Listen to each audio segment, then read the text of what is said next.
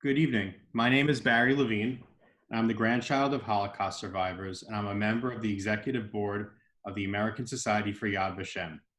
ASYV was founded nearly 40 years ago, and its core mission is to support the crucial efforts of Yad Vashem, the World Holocaust Resource Center, which is the leading source for Shoah education, commemoration, documentation, and research. My wife Jackie and I are honored to host this evening's discussion with Professor Dina Porat. It is wonderful to see so many friends and family joining us today. I'd like to especially thank my parents and mother-in-law for being here, as well as ASYV Board Chair Lenny Wilf and fellow ASYV board members Lawrence Burian, Mark Moskowitz, and Hallie Wilf. And finally, I want to thank Shaya Ben Yehuda, Managing Director of Yad Vashem's International Relations Division, and Jeremy Weiss, Director of the U.S. Desk of Yad Vashem's International Relations Division, for signing on tonight from Israel. Shaya will be retiring at the end of January 2021, and we will miss him.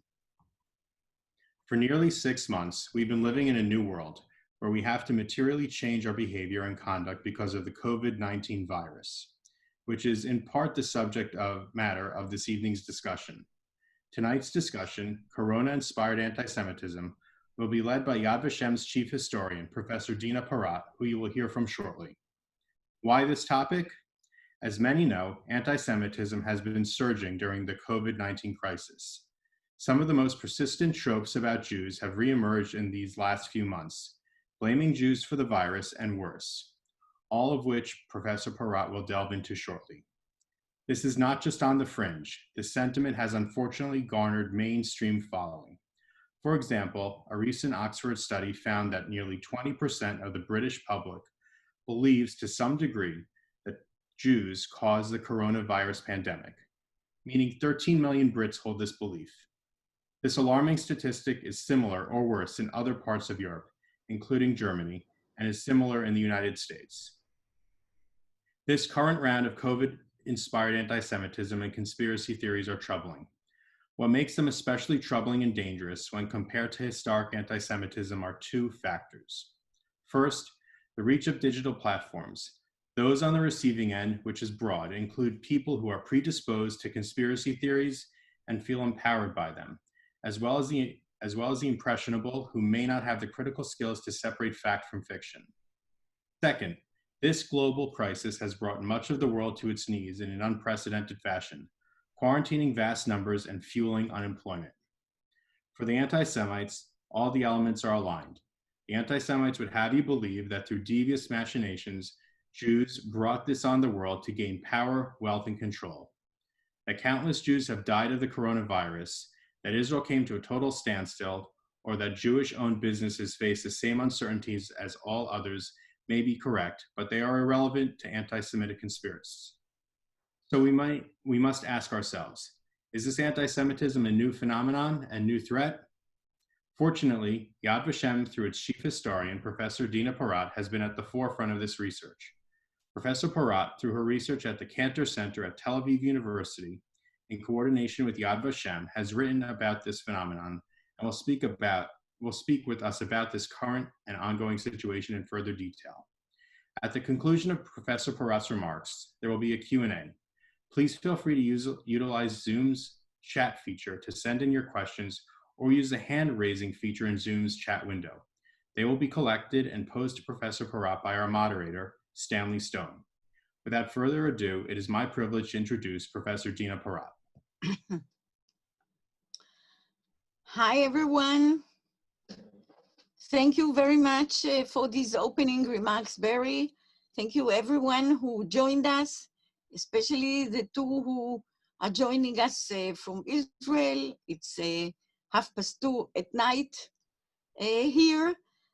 And welcome every other one who joined, and thank you very much for having invited me. First, how did we come to research this special point in time, which is the Corona-inspired antisemitism during the last month, I would say, recent months from we all remember that the whole story started towards the end of February, and then we started looking at it on March, and the matter crystallized as follows.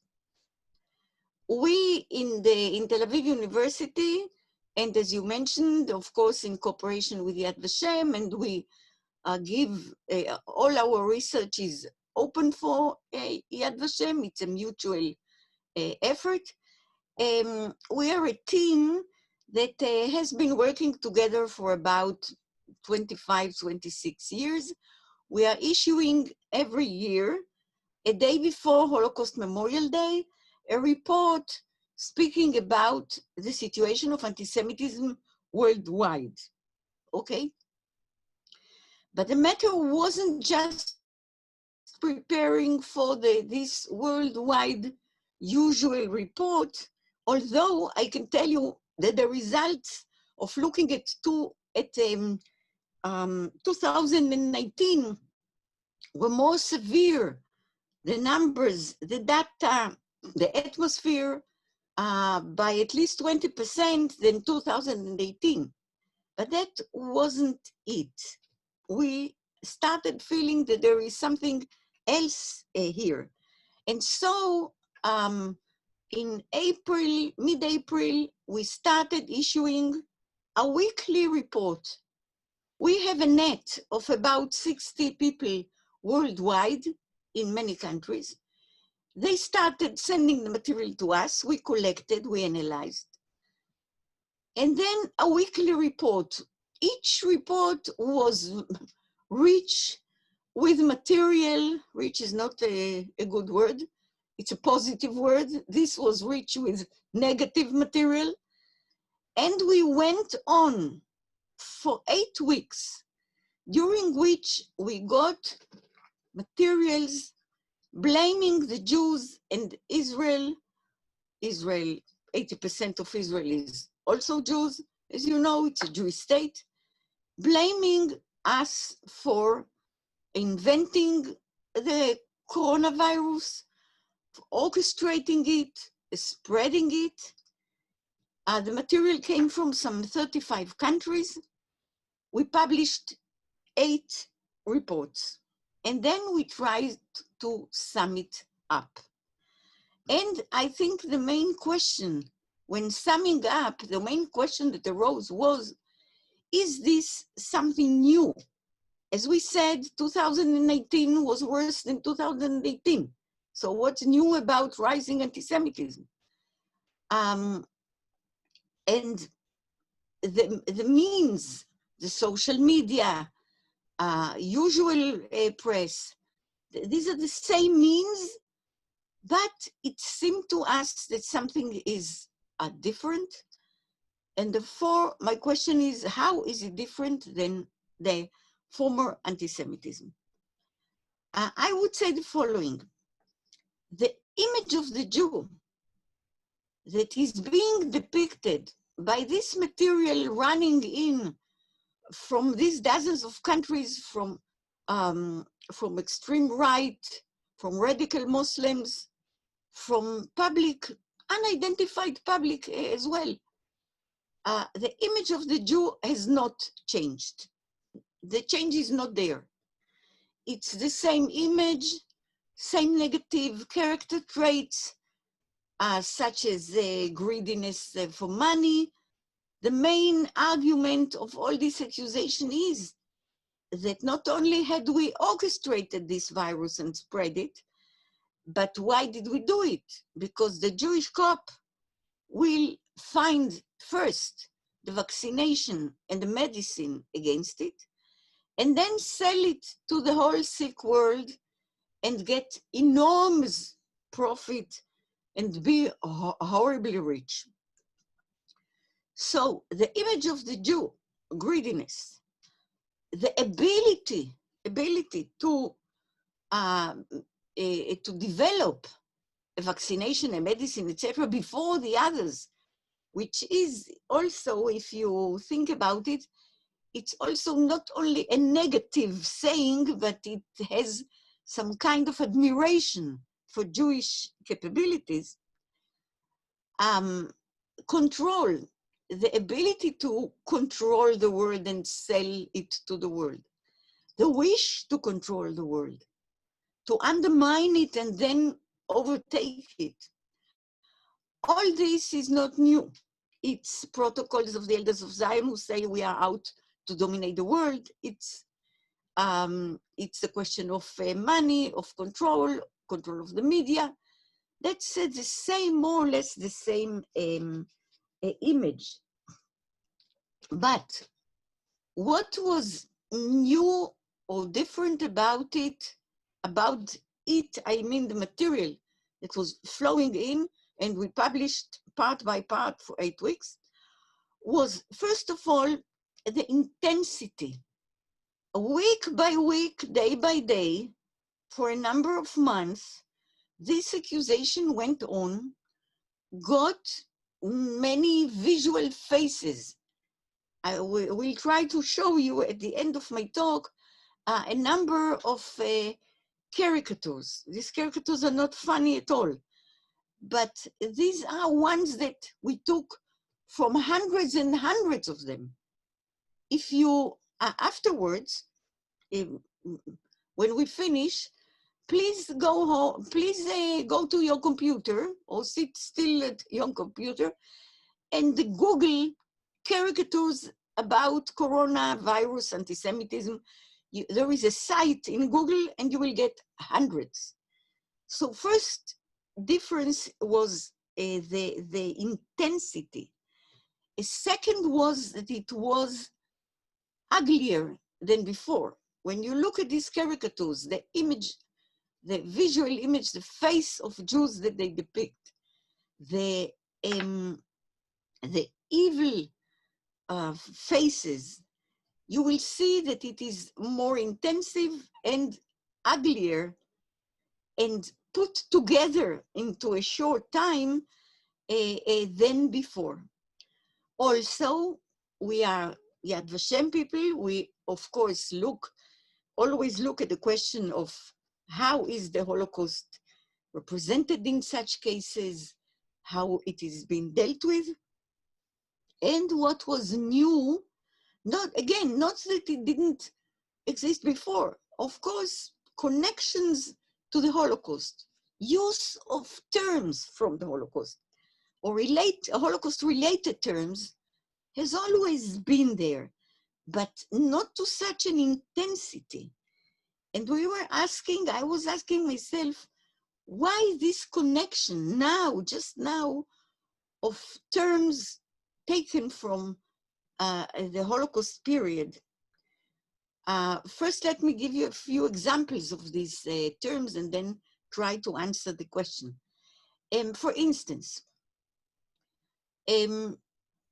people were comparing the restrictions imposed on population to stay at home, not to go out in the evening, on Shabbat, and they were comparing the restrictions to Jews in the ghettos who were closed in the ghettos and couldn't get out.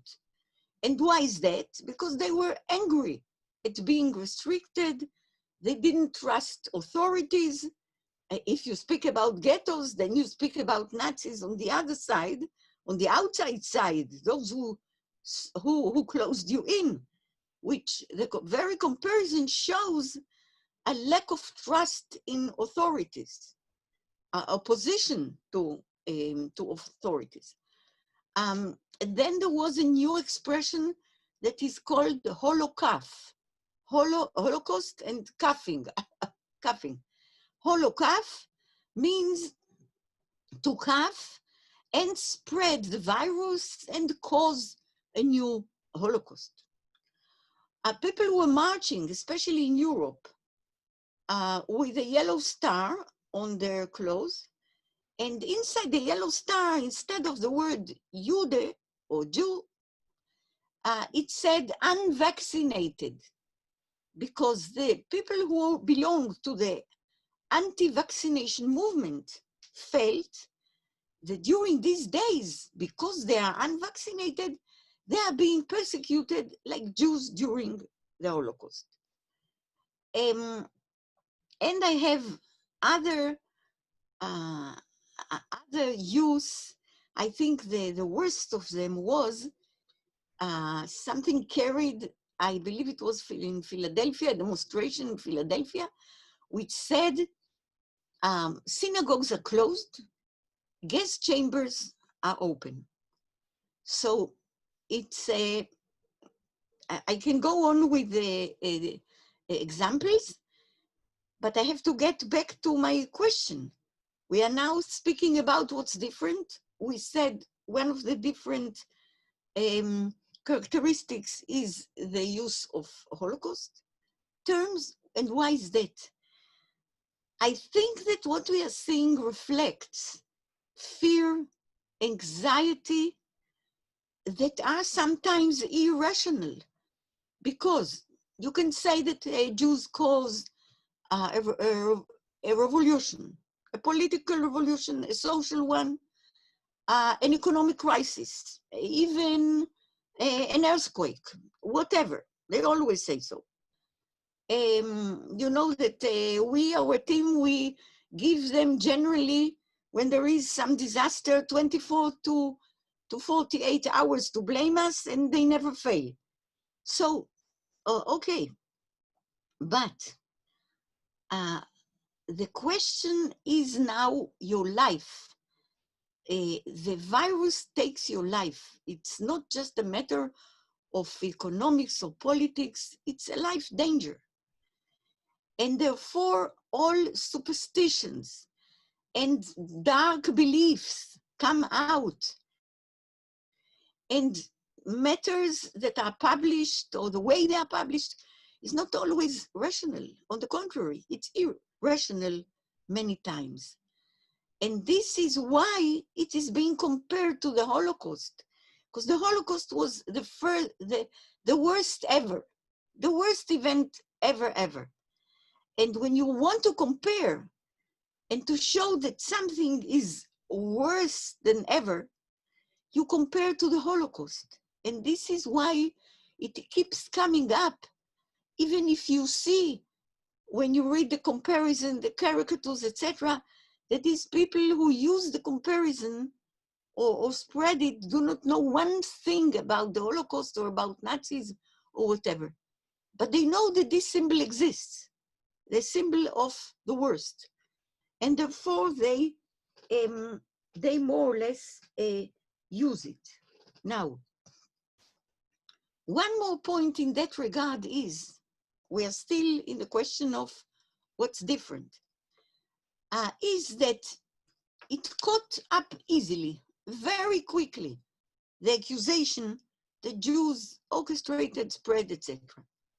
And I again we asked ourselves, why did it catch up so quickly? You could say, well, basically, traditionally, blaming Jews is the most natural thing to do. It doesn't need too much time. But again, please pay attention to the following point. It was easy for this accusation to catch up because it has a history. It has a long history. It has. And what is it? I will point or pinpoint 4 points in history that will show you how this image of the Jew, not only after money, power, media, etc., banking, but spreading maladies and diseases, is there in history and has accumulated along the centuries. Not that these people who spread know so much history, but they know the end result. The end result is an image of the Jew as a spreader of maladies. First, the first of the 4 points, Exodus out of Egypt. We have our story of the Haggadah, a heroic exodus out of Egypt with Moses, Moshe Rabbeinu, and etc., leaving Egypt, going to the desert. there is a totally different story, an opposite story that has been built in Egypt by Hellenistic writers, authors, and it went on for a number of centuries. And I can name at least 15 of these authors. And what do they say? That we were sent out, expelled out of Egypt, expelled because we were lepers, because we spread leprosy, that a malady that had no cure in the ancient world. It was a punishment, a life punishment. And this is why we were located in Goshen, in the land of Goshen, isolated, not located, and then expelled out. It built on for centuries, as we said. From Greek, it went to Latin, from Latin to Rome, in Latin to Rome, all their empire, and spread into Europe. Then you have the Black Plague, the plague of the middle of the 14th century, where Jews were blamed for poisoning the wells, poisoning the water. And the proof was, so they said, the Jews, Jews were sick less than others. Well, Jews have their habits, we wash hands, we keep certain hygienic regulations, family life. It's, you have to go to the mikveh. There is no historical proof that we really were sick less than others. But it spread. This belief also took root and spread that we poisoned the wells, and this is why we did it to others and not to us. Then came the Nazi period. I'm skipping, I'm giving only 4 points of time in history. The Nazis were obsessed, totally obsessed with the idea of Jews being a biological danger, one that spreads typhoid mainly, typhoid and other diseases as well, quickly, terribly, that we were mice and lice, and the lice is the little animal that spreads the typhoid. You know that when a German officer had to enter a place where Jews were behind the door, he wouldn't press the knob of the door with his hand, but raise the foot and hit it with his boot. So, and there were posters, and there was a whole exhibition in which Jews were not a symbol of, but were the melody itself. And I'll show it to you on one of the caricatures, how it still stays. So it's the Nazis, you have the doctor's trial during Stalin times, and 9 doctors, out of them 6 were Jews, who tried to poison the Soviets' high echelon and the best generals of the Red Army, etc. So it built along centuries. And even people, as we said, who do not know too much of history, you can trust me, they don't. But you can read and see how they express themselves, they don't. But they do see the end result. And the end result is an image of a melody spreader. And this is why it caught up so quickly and has spread so intensively. Now, these arguments and caricatures went on, as we said, for weeks and weeks. And then came the murder of Mr. George Floyd. Now, again, the image is the same image, but the argument took a change, took a turn. And the corona-inspired anti-Semitism was still there. It keeps coming, the material still keeps coming. But but more arguments were added because of this murder that also gave rise to demonstrations, to debates, as you know this better than I do. You lived through it. And the arguments were that Jews were slave traders. They were the ones who brought the Africans from Africa to America, to the United States, to serve as slaves.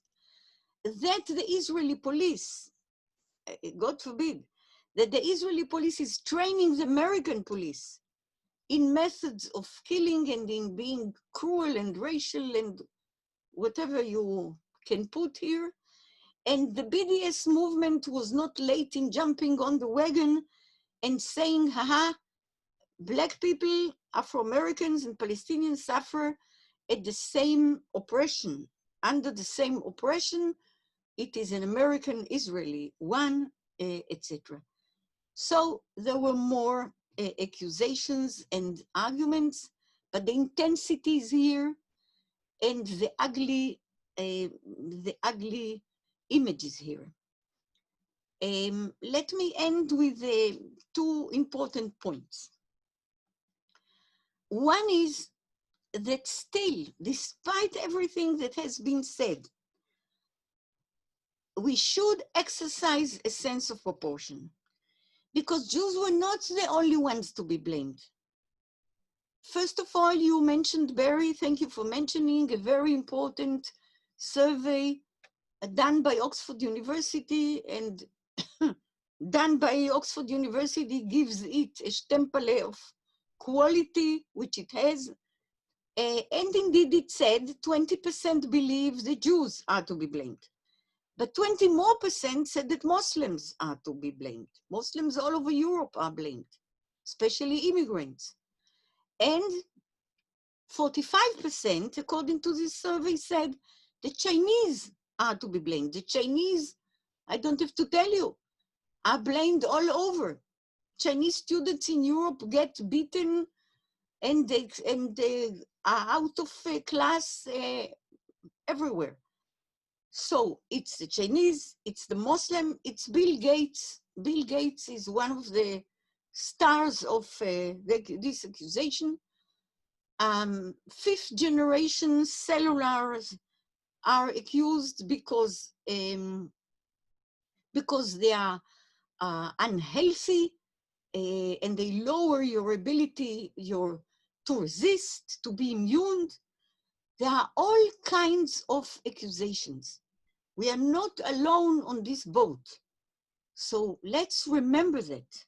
Let's please remember that we need a sense of proportion. Also, there are not only more accusations, there are more groups out there that are being persecuted or at least being negatively spoken of or discriminated. Let's remember that. One more point I wanted to share with you is, I think it will interest you, is that when we published the summing up report, Tel Aviv University published it. It had its echoes again in Yad Vashem. It's always with Yad Vashem, and it spread all over in media channels. When it was published here in Israel, people were shocked. People said, "Ma, they are blaming us for the coronavirus? Slicha, we are sick as well. Our economy is in shambles. How could they blame? How could it all people blame us?" It was a shock. It was a surprise. People wanted to know, what are the arguments for such an accusation? How come? It's as I think it's a kind of victory, or it is development of Zionism, because those who were shocked and asking the questions and asking for the arguments were younger and middle-aged generations, which mean those born in Israel. And they were shocked. And only the elder generation said, what did you expect? This always comes, accusations at a time of trouble. But the younger and middle-aged generations, that was a shock for them. So let me say the following. It is an ugly phenomenon. It is intense. It should be taken into consideration, but it should also be put in context and put in proportion, as we always have to look at this phenomenon. Yad Vashem has an excellent series of lessons on the MOOC, on the online. It's an online lesson made of 6 parts, which depicts the history of anti-Semitism, its development, its various phases. It's an excellent series with the participation of dozens of scholars worldwide. A lot of work was put into it. The younger generation of Yad Vashem did it. And it also can give you, if you look into it, it can give you the fuller picture, and then you will have the context and the background for what we have been saying. Let me now show you a number of the caricatures that have been spreading all over. Emily, could you please help me with that? Okay. First one, this is Agnes Bussy. She was a former French Minister of Health. So first of all, she's accused because she was former Minister of Health, which means that she did not prepare the country for what was to come. Moreover, look at what she's doing. She has this little bottle with a sign of poison, and she's dripping poison into the well. I remind you of poisoning the wells in the Middle Ages. Also, look at the nose. In true life, a nose is half the size. Okay, please go on. Yeah.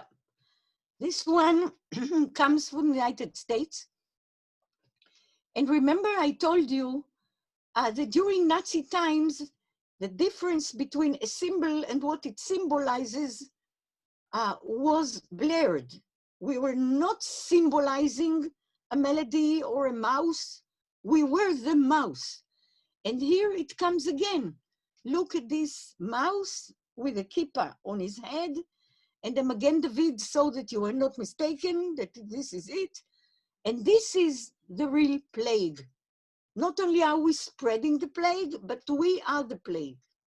Okay, please go on. Yeah. This image of the Jew, it's Der Stürmer image that has been used all over during the Nazi times, and since then it went on, and now it belongs to it's in the middle, in the midst of the coronavirus depictions, and it says, it's not Chinese, it's the Jewish flu.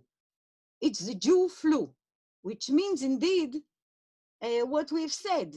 The Chinese are being blamed, Muslims, others, but the real answer for the people who spread this, it's the Jew flu.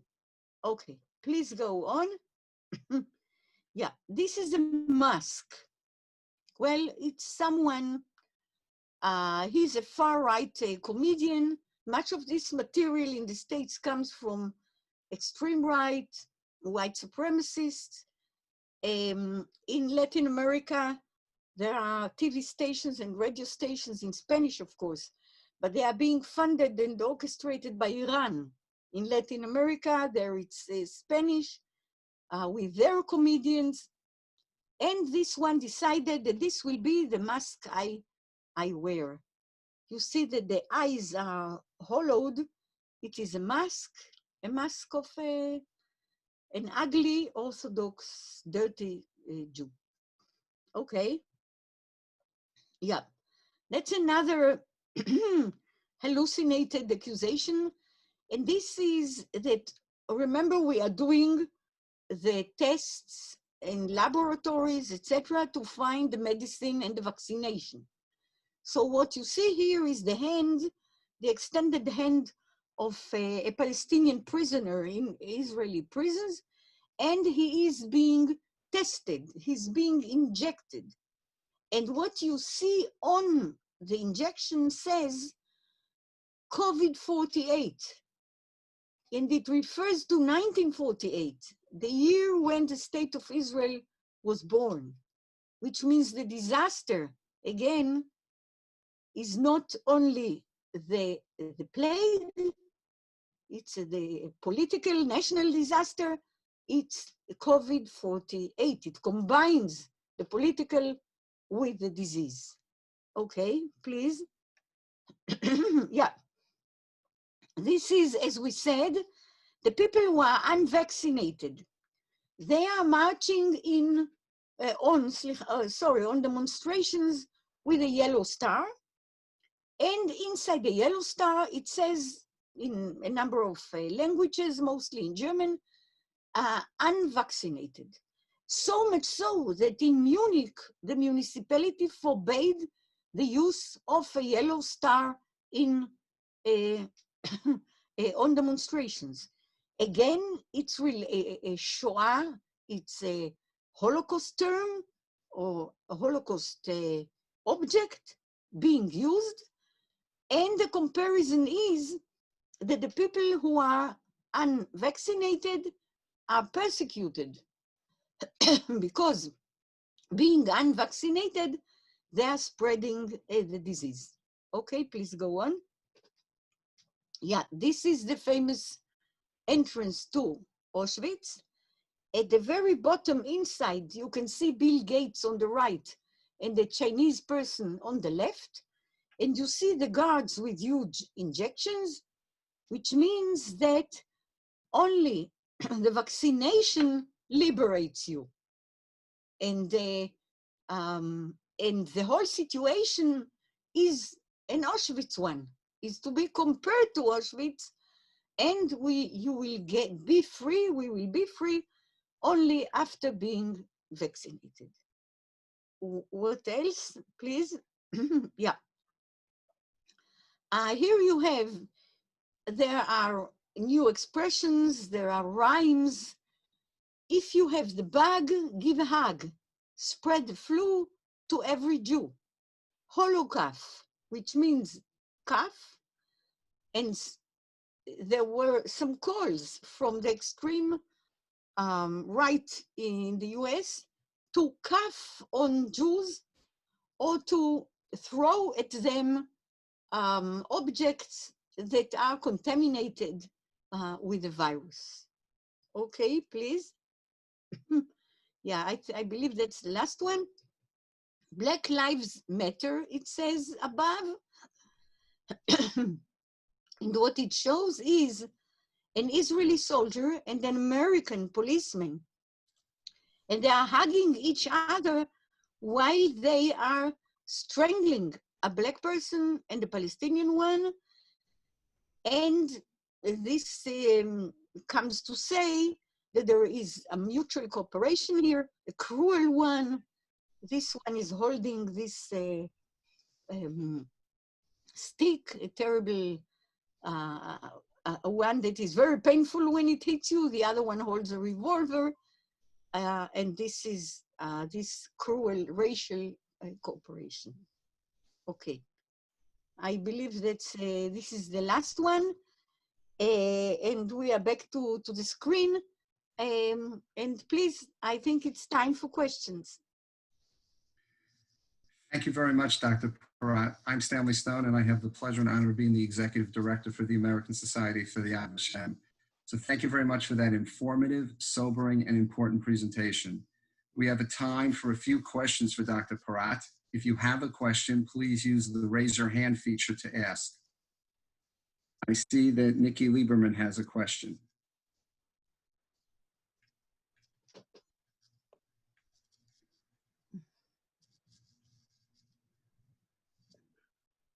Hi, thank you so much for that informative but terrifying presentation. My question for you is, what can we do to help combat COVID-inspired anti-Semitism? Here in America, how can the next generation help? Okay. Well, and that's a big question, no doubt, but I would say that it's the natural question to ask after what I'm really sorry to have frightened you before your supper and bedtime, but that's how it is. And what can we do? I think I wish I knew what could be done to really fight this, but still there are a few points. One, I will start with this still goes with the frightening line, and then go to some other suggestions. One is the following. Violent anti-Semitism, violent anti-Semitic cases went down in numbers, while what we have seen is visual and verbal. It's not violent in the sense that Jews were not killed or hit, etc., or they were hit to a lesser extent than before the corona. Why is that? Because everyone is stuck at home. So what I'm saying is, all over, there will be a time when we are all out of this corona and back to the streets. And those who are back to the streets will also be those who perpetrate the violent anti-Semitism. We should get ready. We should get security for the synagogues, for Jewish installations, property, etc. Let's be ready and not just count on the fact that it is mostly in the social medias, because after the corona, it will come back to the streets. Secondly, I would say that since we spoke about proportion and about others being blamed, I think we should work towards coalitions with others, with other minorities, with moderate Muslims, for instance, who are much more in number than the radicals, but it's difficult to get to them. With moderates, with other minorities, because this conspiracy atmosphere that is now all over is not only against us, and if we keep stressing the point that it is against Jews, that we need the definition. You know that now 125 organizations and us, we appealed to Facebook to adopt the definition and change its policy toward anti-Semitic posts on the net. I think we should work with others and not only emphasize the Jewish point or what is being said against Jews only. That's a second point. And the third one, it is a bit asking for the Messiah to come riding his white donkey, to work Jewish organizations together, to coordinate, to share material. Here, Yad Vashem can definitely be a major central place that speaks out, and it always speaks out when needed. We should work together with much more cooperation. That's what I can come up with. Next, we have Dr. Porat. I want to just make a special note that this is, if you will, we have two questions, and I'm going to say it's a family affair. We're deeply thrilled and honored that here we can demonstrate Vador from generation to generation. a son of a survivor and a grandson of a survivor. So I'd like to call on Lawrence Burian, followed by his son, Jonah Burian. Hi, it's actually funny because I didn't realize that Jonah, who's not sitting with me, has his hand raised as well. Thank you, Dr. Porat, and thank you to Jackie and Barry Bloom for hosting this really eye-opening presentation. I wanted to ask about the dynamics between the far left versus the far right.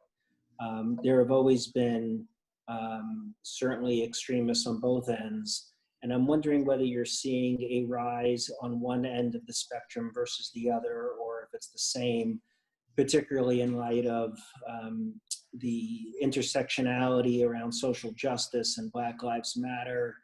Are we seeing a rise, a quicker rise on the extreme left than on the extreme right, or not? Thank you for the question. And indeed, you know that when we started getting this material and publishing these 8 weekly reports, we were of course looking for an answer to the question, where does it come from? Who are those who spread? Who are those who draw these caricatures and post them on, etc. Now, this is a bit of a difficult job because I don't have to tell you that on the social nets you have anonymity and you can spread whatever without being identified by your name, place, affiliation, etc. But you could see sometimes, yes, David Duke, of course, identified himself, and this American preacher who said that Orthodox Jews are sick because they rejected Jesus, and then they're sick. It came from extreme right, white supremacist, ultra conservative Christians. It also came from radical Muslims. And I would say that if you asked about the left, and this is a very a question in time, a point in time, the left chose another direction, and this is mostly Israeli-related accusations. The far right was more anti-Jewish, radical Muslims were both, and extreme left were anti-Israeli with their accusations.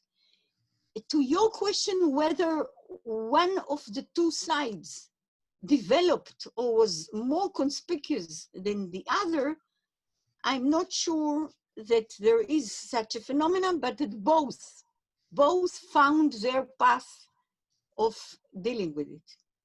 Let me add here one more point if we're speaking about the spread.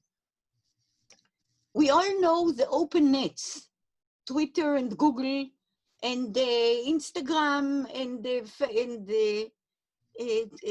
Facebook, etc., etc. You know TikTok now, you know them all. But many people do not know that under the open net, you have a dark net. There is what we call a dark net that is much harder to get to penetrate into. And this dark net gives platform and stage to extremists, to extremist groups that they know each other, they nourish each other with information. There are sites such as Fortune, Gab, 8Q. There are a number of closed ones that are the most pernicious and vicious ones. And there it is hard to get. And there I would say it's the extreme right that dominates them. Yeah. Jonah? Yes, I sent to Stanley a question, but my dad actually prompted a different question that I had. So I'm gonna shift gears. So when it comes to the far left, we're seeing a rise of cancel culture. And typically, if there's a racist statement said, the person's immediately deplatformed. When it comes to anti-Semitic statements, usually the reverse happens. There's almost an expectation that we have a conversation with the person that said an anti-Semitic statement. Good examples like Deshaun Jackson, and even our very own Eddie Mossberg conversed with him. So my question is, do you think that this double standard is negative? Do you think it was brought about from Jewish values where like we rather have a conversation than deplatform, or is it actually a pernicious thing that comes from the outside world of this double standard where anti-Semitism isn't really racist? Yeah. Thank you so much. First of all, I'm also very happy to see a young generation, two younger generations. Thank you for coming. Thank you for joining. And I hope you will continue the work and the connection with Yad Vashem. Certainly that can enrich you in many aspects, in knowledge and in your place, in knowing your place in this world. I think you raised a very important point, because this cancel culture phenomenon goes against goes against what the law is not punishing. The problem that we have, when I say here we, it's the world of activists, researchers, etc., that is trying to fight anti-Semitism through legislation, education, media, etc. Legislation, first of all, there we see a problem. While in Europe, that has undergone fascism and the Nazi period, laws are more strict regarding hate speech. In the States, because of the sacred First Amendment, you had to circumvent the First Amendment and have another category that is called hate speech. But laws are less strict and less directed to the point than in Europe. And this is where this cancel culture phenomenon comes in, because the law allows you to speak, but culture criticizes you or limits you and tries to restrict racial speech, hate speech, etc. It's as if comes instead of the law and the restrictions that are not there. But you are right. Regarding anti-Semitism, we see it less. We see the cancel culture being less intensive or less decisive in saying, hey, this is also racial, this is not permissible. It is, you must know, or surely know, that it goes on campuses where such speech is allowed, and it is not being restricted and criticized as much as other forms of hate speech, racism, etc. And this is indeed where our struggle to have the working definition of anti-Semitism be adopted by countries, universities, municipalities, etc., is important and is taking place. Because when you have the definition, then you can come to your university or your college and say, listen, this and this and this, according to definition, is definitely anti-Semitic, goes against the values of an open university. Let's do something about it. It's a non-binding, a non-legally binding document. It's a recommendation, but it works. It can work. And so we have to do something against this. You called it a double standard, and you're right, of the cancel culture, definitely. This was our call to Facebook. First, you adopt the definition, and then you can change your policy on anti-Semitic posts. I want to thank Professor Porat again for joining us for this important and timely program. I apologize if we did not get to everyone with regards to their questions. If you do have further questions that you would like to ask to Professor Porat, please be in touch with Emily Schneider, who is our Tri-State Regional Director, who worked very closely with Jackie and Barry in putting together tonight's program, and we'll be able to get those questions to her, and I'm sure she will respond. Again, I want to thank Barry and Jackie for hosting tonight's event. You are truly leaders of Yad Vashem and the American Society for Yad Vashem, and we are deeply grateful. Again, thank you to everyone for participating this evening. Since joining the American Society for Yad Vashem a little over a year ago, I have been continuously inspired by the dedication, commitment of the American Society for Yad Vashem community, especially you, our younger participants. As we approach a time when there are no longer Holocaust survivors who can tell their stories firsthand, it is critically important that the next generation carries that torch so that the world never forgets and the past is never repeated. By being here tonight and through your involvement with the American Society for Yad Vashem, you demonstrate support for our mission of Holocaust remembrance and education, and we thank you. And now I invite Jackie Levine to say a few closing remarks. Thank you. I want to close by first thanking Professor Porat for leading tonight's informative discussion. We truly appreciate you joining us and staying up so late in Israel to share your views on this important subject matter. Thank you to Stanley Stone and the professional staff at the American Society for Yad Vashem for planning this evening's virtual Parlor meeting. And finally, thank you to you, our friends and our family, for joining us online. We hope to see you all in person soon, and that you will join us at Yad Vashem's virtual tribute dinner on November 8th, 2020, where we will be honoring Avner Shalev, the retiring chairman of the Yad Vashem Directorate, together with Shaya Ben Yehuda. Please stay tuned for more information about this special event. Thank you and have a good night.